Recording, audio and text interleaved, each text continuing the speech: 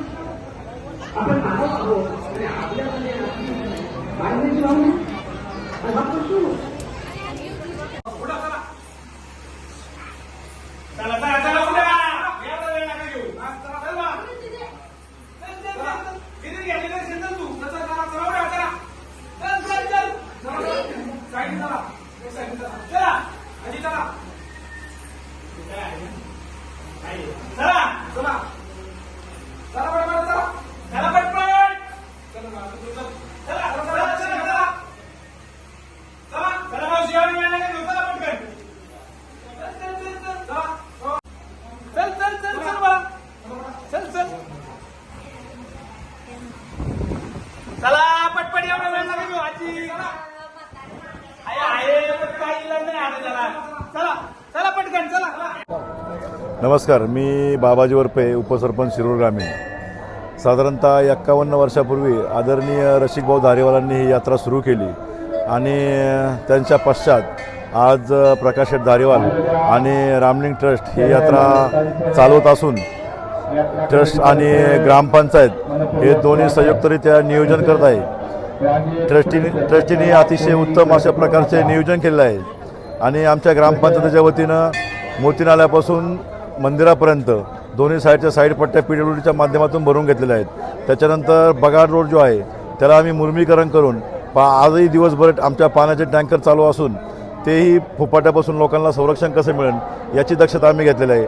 त्याच्यानंतर आमचा तिसरा मार्ग जो आहे घोटीमाळ्यातून तो मंदिराच्या समोरपर्यंत येतो, तो VIP मार्ग म्हणून आहे आणि स्कूलच्या संध्याकाळी जो कार्यक्रम असतो त्या कार्यक्रमासाठी आम्ही तो VIP मार्ग केलेला आहे. साधारणतः 1 एकराची जागा त्या ठिकाणी VIP म्हणून उपलब्ध करून घेतलेली आहे. त्याच्यानंतर आमची नवीन ह्या वर्षी साधारणतः 4 ते 6 एकराची जागा दसगुडे बंधूंनी दिलेली आहे. तिथेही आता पार्किंगची व्यवस्था चालू आहे. साधारणतः सगळं आमचं आता काम आटोपलेलं आहे.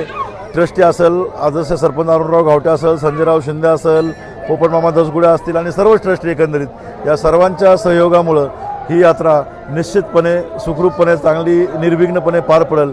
साधारणतः होमगार्ड आमचे ग्रामपंचायत वतीने 25, यात्रेच्या वतीनं 25, 100 पोलीस आणि शासनाच्या वतीनं 10 होमगार्ड असे जवळपास 250 पोलीस कर्मचारी रात्रीपासून आज रात्रीपर्यंत काम करणार आहेत. धन्यवाद. किती भाविकांनी आतापर्यंत दर्शन घेतलं आहे? साधारणतः 2.5 ते 3 लाख लोक दर्शन घेतील असा आम्हाला अंदाज आहे. मी पोपट शंकरराव दसगुडे, रामलिंग देवस्थान ट्रस्टचा खजिनदार म्हणून गेले बरेच वर्षे काम पाहत आहे. रामलिंग देवस्थानची खरी पार्श्वभूमी आधी सुरुवातीला तुम्हाला सांगतो. रामलिंग देवस्थानची स्थापना श्री प्रभू राम 14 वर्ष वनवासाला जात असताना ह्या मार्गे जात असताना त्यांनी इथे मुक्काम केल्यानंतर श्री प्रभू लिंगाची स्थापना केली आणि त्याच्यानंतर ही मंदिराची यात्रा म्हणण्यापेक्षा कार्यक्रम चालू झाले आणि त्याची पूजा अर्चा सर्वजण पंचक्रोशी आणि शिरूर शेअर करायला लागले. पण त्या सदरच्या काळामध्ये रामलिंग मंदिराचा अजिबात जीर्णोद्धार नव्हता, अजिबात व्यवस्था नव्हती. 1974 साली स्वर्गीय रसिकभाऊ धारेवाल यांनी आणि पंचक्रोशी आणि शिरूर शहरातील ज्येष्ठ नागरिकांनी एकत्र येऊन ट्रस्ट स्थापन करून मंदिराचा भव्य असा जीर्णोद्धार केलेला आहे. स्वतः रसिकभाऊंनी लाखो रुपये खर्च करून मंदिराची जीर्णोद्धार केलेला आहे आणि त्याच्यानं रसिकभाऊ नंतर माननीय प्रकाश शेठ दाढीवाला अध्यक्ष झाल्यानंतरही बी त्यांनी स्वतः जातीने लक्ष घालून मंदिराचा जीर्णोद्धार मोठ्या प्रमाणावर करत आहे. आत्ता सध्या महाशिवरात्रीचा पर्वणी चालू आहे. महाशिवरात्र सध्या आज असल्यामुळे सध्या सकाळपासून महाशिवरात्रीला सकाळी 12:30 वाजल्यापासून लाईन चालू आहे. त्यामुळे रामलिंग ट्रस्टनी ग्रामपंचायत व शिरूर शहरातील लोकांनी अत्यंत चोख व्यवस्था ठेवलेली आहे. त्याच्यामुळे कुठली अडचण अजिबात नाही. आणि ह्या वर्षी विशेष म्हणजे एकेरी लाईन ठेवल्यामुळे भक्तांना अजिबात त्रास झालेला नाही.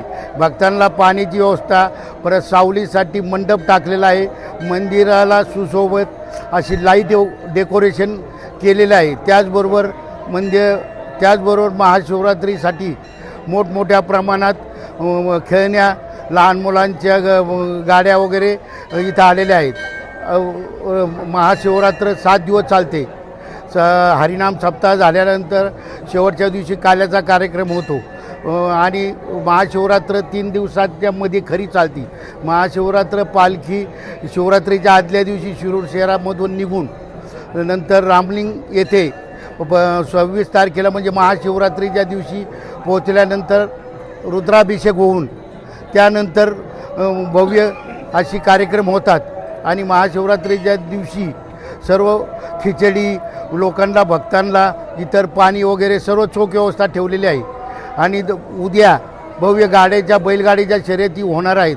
बैलगाड्याच्या शर्यतीसाठी पहिला इनाम 2 लाख, दुसरा 1,75,000, तिसरा 1,51,000 आणि चौथा 75,000 ह्याप्रमाणे इनाम ठेवलेले आहेत. उद्या सकाळी 7 वाजल्यापासून संध्याकाळी 7 पर्यंत